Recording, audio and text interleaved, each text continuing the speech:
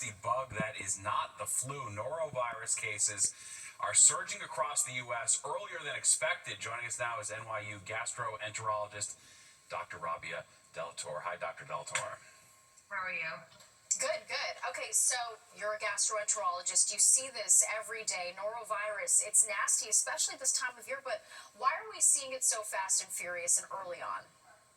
So we're not really sure why we're having this surge in cases, but we have a significant increase from just 3 months ago. And I will say this, is not as many cases as we saw last December 2024, where norovirus was significantly increased in terms of prevalence.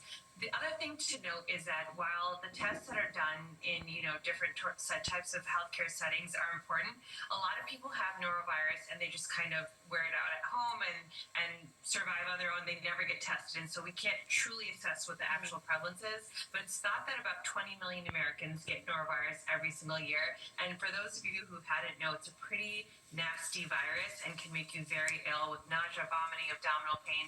And for people who are immunocompromised, elderly, and kids, it can also land them in the hospital. Yeah, I got it on a cruise ship when I was in 8th grade, and I still have nightmares about it. It was horrific. All right, so what are the best ways to prevent yourself from catching this virus? What can you do? Such a good question. The most important thing you can do is wash your hands. This virus is spread from person to person through, it sounds a little gross, but it's a fecal-oral route. So think of someone who has contaminated hands because they're sick. If they don't wash their hands, they can spread it to another person when that person touches their eyes, their nose, their mouth, or your food. So if someone's preparing your food and they don't wash their hands, that's also a possibility. The way it's spread most often is in really crowded spaces, like you mentioned, cruise ships, daycare centers, military barracks, anywhere where you have a lot of people that are in close quarters, it can spread very quickly. It's a very contagious virus. Okay, so keep hand sanitizer, be careful. That's what you got to do this time of year.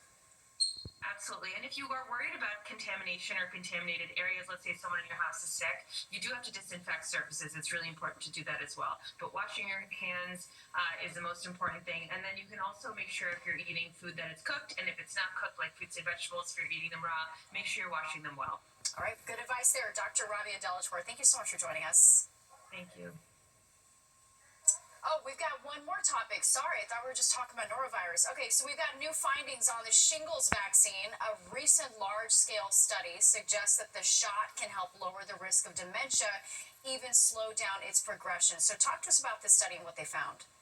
Absolutely. So this study looked at healthcare records in Wales and then again in Australia, where there was this kind of declaration that we're going to start giving people the shingles vaccine in, several years ago. And the cutoff was age 80. So they compared people who were 79 to the 80-year-olds and watched them over several years. In Wales, they looked at them for about 7 years, in Australia, 9 years. And they compared those two cohorts of people who were vaccinated and unvaccinated and looked at new diagnoses of dementia, and found that in the group that were vaccinated, meaning the 79-year-olds, so assuming they're similar ages, 79 versus 80, similar lifestyle, because, it's just a cohort of people separated only by age, they found that there was a 3.5% reduction in new diagnoses of dementia in the group that was vaccinated, and they found similar findings with a reduction of 3.1% in the Australian group as well. So I think this is a great example of an association so far. You can't prove causation based on the study alone, but it just goes to show, this virus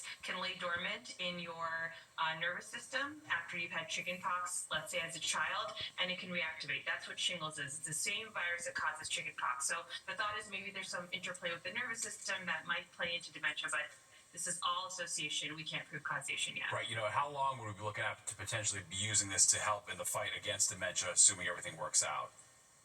So the shingles vaccine we recommend in this country to people over the age of 50, we recommend 2 shots. It's very effective at preventing shingles, which is a very painful rash that you can develop in one part of your nervous system. The saying that this is effective at preventing dementia, they looked at people over 7 and 9 years. That's all the data we have. I cannot, based on this data alone, say that it would actually prevent dementia. I think the most important thing that we know of in terms of preventing dementia is being social, your diet, and being physically active. It's very important. That's what I think we can hang our hat on. This right now is very much an association. We can't prove causation. All right, doctor, thank you so much. Thank you. All right, if you think it's just cold, just